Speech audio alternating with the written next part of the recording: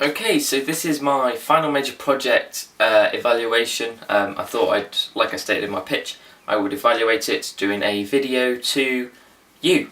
So obviously I'm just going to cover all the questions and obviously reflect on the whole sort of process of my final project. So question number 1.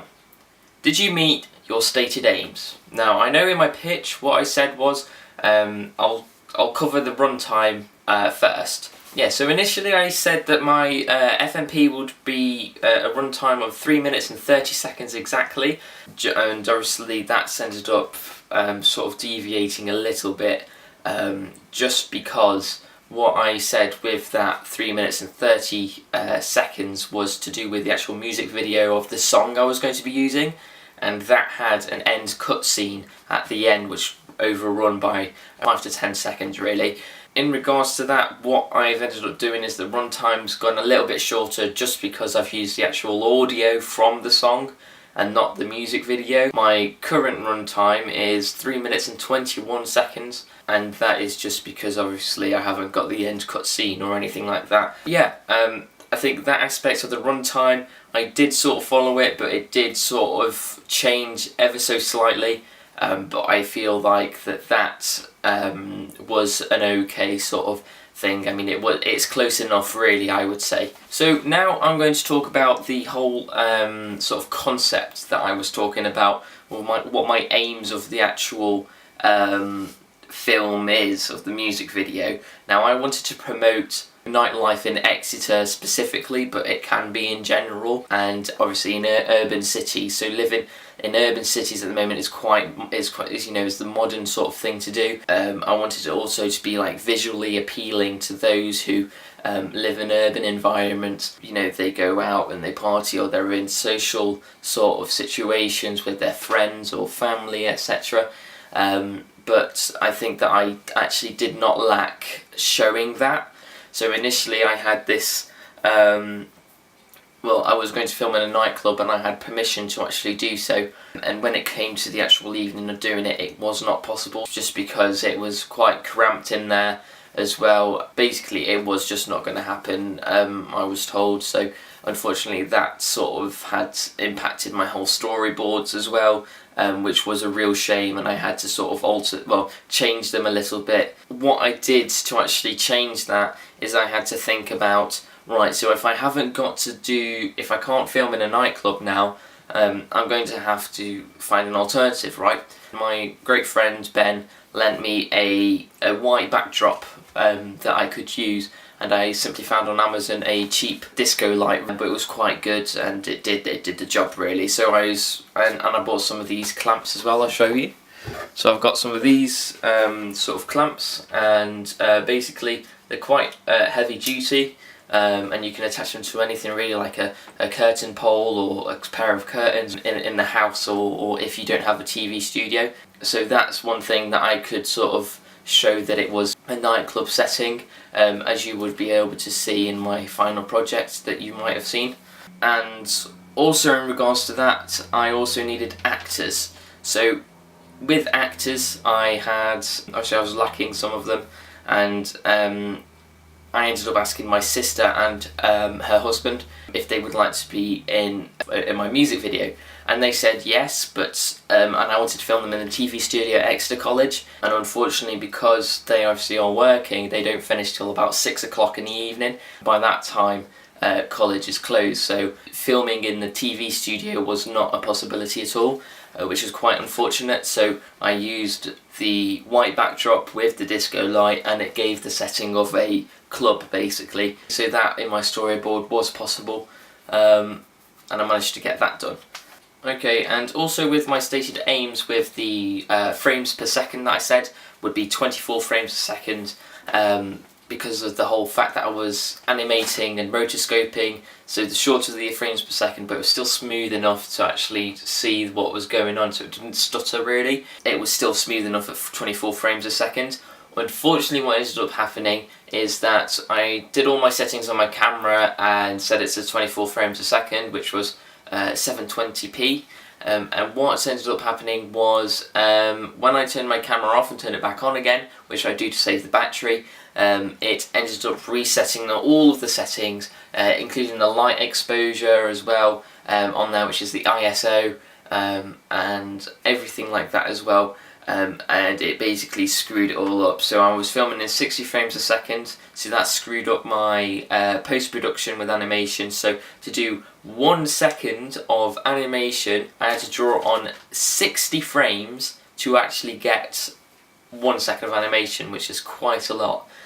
So one way that I sort of managed to get that sorted out was to actually, in After Effects, what you can do, which is quite handy, is that you can change your when you make a composition, you can change the frame rate to what you want it to be. So I changed mine to 24 frames a second in regards to it, but when I wanted to include slow motion, is that with all the footage that was 60 frames a second, I put in my Premiere Pro, so I put it all in sequence before I ended up animating it, right? And then I moved it, I had to export it and then move it across to After Effects so I can begin rotoscoping and animating it.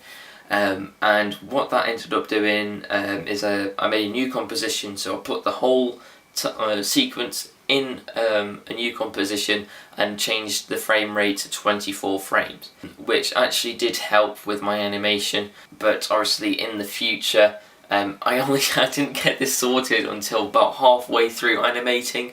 I think it's just because I hadn't really, experimented enough with After Effects in, for example, the whole composition settings, etc. But I knew how to rotoscope and animate, as you've seen. So yeah, I was doing the whole paragliding one, and I wanted to do a sort of smoke trail effect on the paragliding. Now this was filmed in Portugal when I was on holiday, and it was quite a good shot, and I thought that obviously when the lyrics say smoke and sunset, it sort of fitted in because at that time in Portugal there was a fire going on and all the smoke went over the sun, and I had a great shot of the paragliding. And also the smoke over the sun, which made the red, the sun really red, which really sort of, I felt, fitted really well with the lyrics, and sort of the whole animation sort of thing. So as you can see, what I'm doing is I'm using my pen and pad at the moment, and I was drawing each frame, basically frame by frame. As you can see, it's going to be sped up so you can see it a little bit faster, but I think with my production schedule, what took me an awful long time was obviously the animation. I didn't realise actually how long it would take. So I ended up getting filming done in a space of 3 days. Now these were spaced out into a 1 week, because at that time I was working evenings, around about 6 till 11:30 actually, and it wasn't ideal to actually be filming because I wanted to film at night time. So what I had to do, and obviously because I worked weekends and sometimes in the week, I wanted to film in Exeter High Street specifically, and Princess Hay in the night, but when it wasn't busy. So for example, Friday nights were not ideal, or Saturdays, but for example a Monday evening to film in Exeter would be sort of the ideal sort of time and place, around about when it was getting dark, to get some great shots when no one is around really. Also that I found, which you might have noticed, is that the footage that I have is quite grainy. Now what I did to reduce that is that in After Effects what you can do is that there is this awesome preset that you can do on an effect on the whole of the footage that you do, and reduce the amount of grain that is on the footage. Now I know that grain, what it does is that if you have your you're in low lighting, your DSLR can sort of try and adjust to that sort of low lighting but focus on sort of what is going on, and that sort of, the light exposure can light up, it can basically scatter and light up pixels that are unwanted really, and it can have sort of that noisy sort of grainy effect on the whole of the footage. So I ended up doing what I can with that tool and altered it, etc. So if I had it at 100% of the removed grain, it would basically blur out the image. So I had it around about 20% to actually reduce as much grain as possible, but enough sharpness to the actual footage. You know, I think it's just down to the camera that I have. It's not very good in low lighting, and I didn't have access to portable lighting, because any artificial lighting on Exeter High Street or where I was filming would not really look very well at all. So I feel like you know, if my budget was a lot higher, or if I had unlimited money, or if I had some professional equipment, I most definitely would get much better sort of footage in regards to it, really. But yeah, I think overall it was okay. In the opening scene, so when it fades in and fades out to the pulsations of the actual song, and obviously I had it in a dark room with that disco light shining on Jay, who was one of my actors, and Guy as well. And obviously when I was filming with Naomi and Ben, I went over their house and I used a white wall, which sort of, it looks pretty well anyway. So I think with my whole aims and things like that, I think I have reached them, but I think that if I had more time, I think if I was to do it again, I most definitely would know exactly what to do. I would get the planning. I think my planning was quite good as well. It was in depth, but because of unfortunate sort of circumstances and events start to roll out, you have to sort of improvise and find alternatives to getting things sorted out. What would you do differently next time, and what did you learn? So at the moment, what I've learned is that animation takes an awful long amount of time to actually do. It takes determination and dedication to actually get the finished product that you want.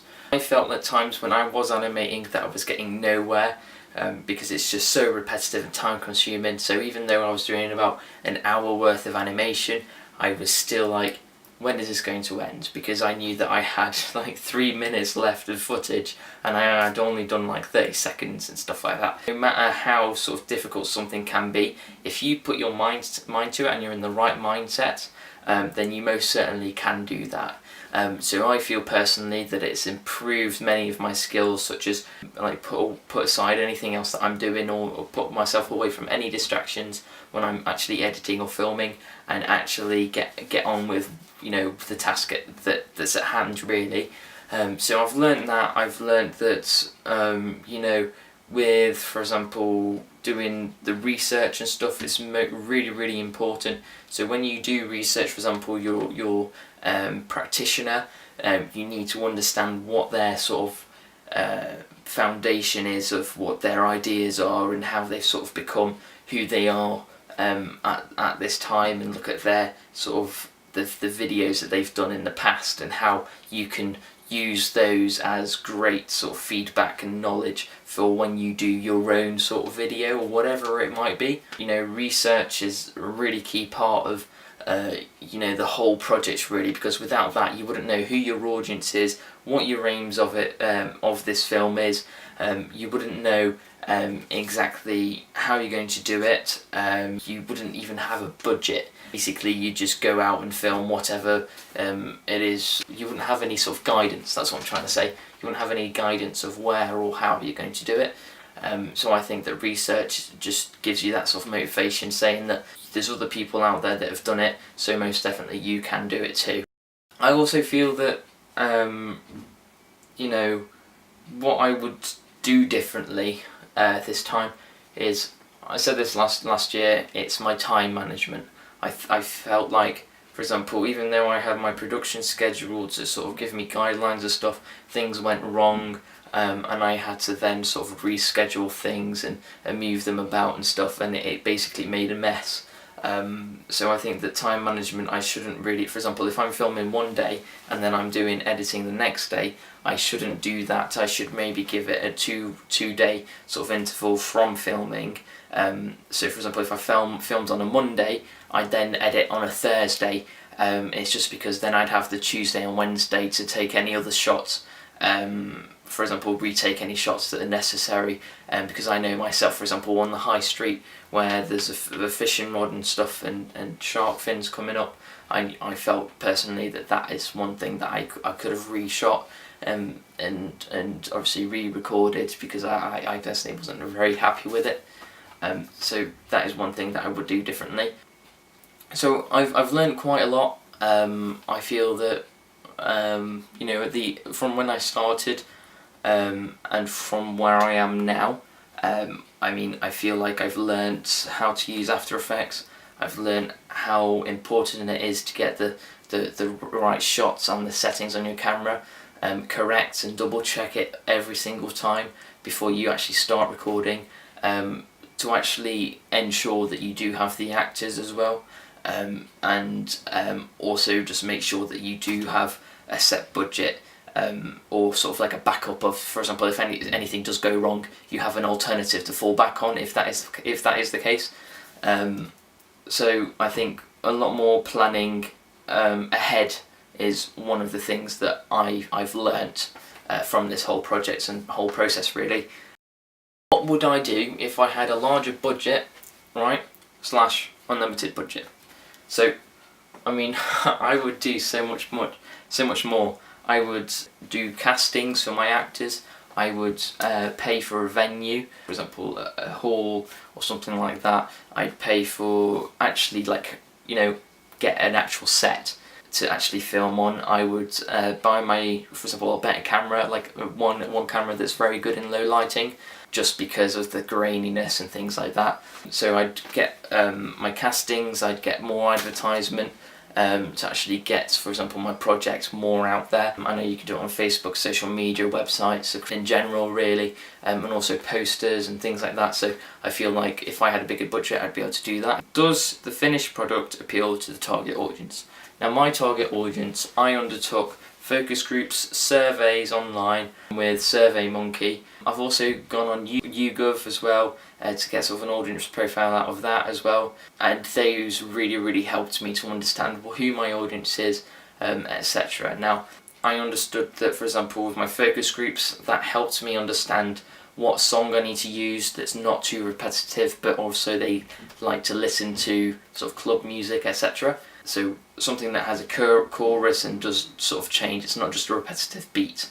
It's helped me understand that obviously I need to not add too much animation as well, so that obviously there's not too much going on as well, and have cutaways. So for example, you might see, for example, when I was outside Holliston, you have the screens of the sea, that was a cutaway from all the animation that was going on, so that the audience can then sort of take it all in and then guess what's coming next, basically. Maybe also understand that they listen to hours and hours of music. They listen to more than 16 hours a week of music.